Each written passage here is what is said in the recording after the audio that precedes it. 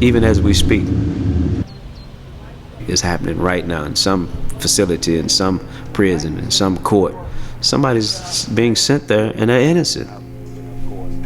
That's a sad reality, but it's the truth.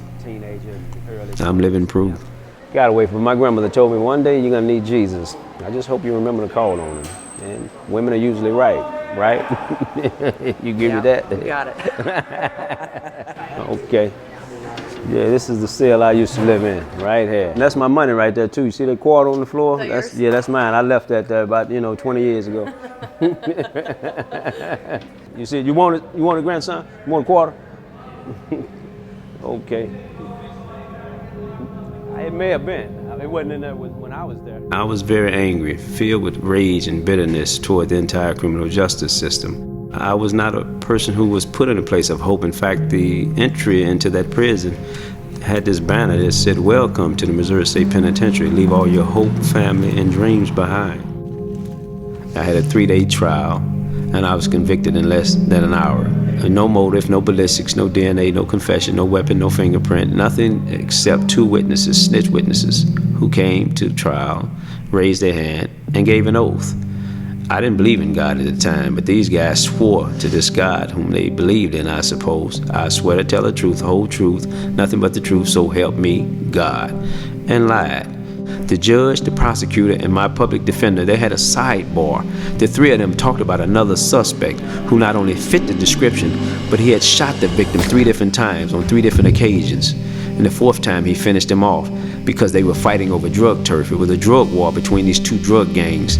And the prosecutor and the judge and my lawyer agreed not to let the jury hear about that. And I felt that this whole system was an evil process, and it sucks people in, chew them up, and spit them out, sometimes more dead than alive.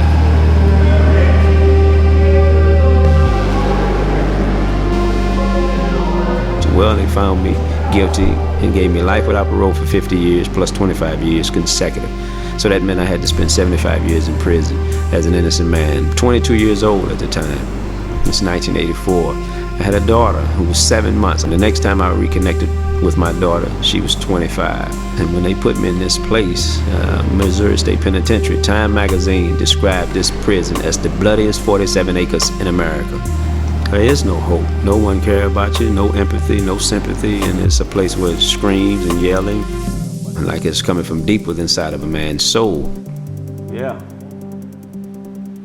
This is similar to the cell I was in. You had these iron, metal beds with 4-inch thick, foam mattress. And this was considered the honor dorm. This is where you was able to get over here. I mean, you was pretty much on your best behavior. And I was able to come home through Centurion Ministry, this organization to help free innocent people in prison, the first organization that started this work.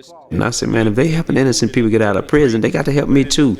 And I wrote them in 1990, and they wrote me back, and this is what they said essentially. They said, yes, we help to free the innocent that are in prison, but we're a small organization with limited resources. We get thousands of requests every year from inmates who claim to be innocent.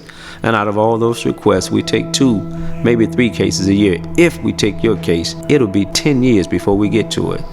I had already been there 6 years. I said, you say you're gonna take 10 years before you get to my case? I said, well, good. I'm gonna write you for 10 years. And I did, because at this point I had written hundreds and hundreds of letters. I had written 700 letters. I had written presidents, governors, senators, representatives, Oprah Winfrey, the church. I've written everyone I could think of, and no one would help me. And so from 1990 to 2000, I wrote Centurion Ministry. Then they took my case 2000, 10 years later, and they got me out 8 years after that, in 2008.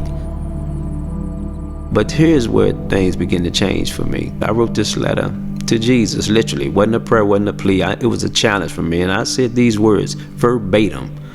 Dear Jesus Christ, if you're real and you know all things, you and I know I'm innocent. If you help me get out of this place, not only would I serve you, but I'll tell the world about you. Sincerely yours, Darrell Burton. Scripture, and I began to read, kept reading the story about Jesus.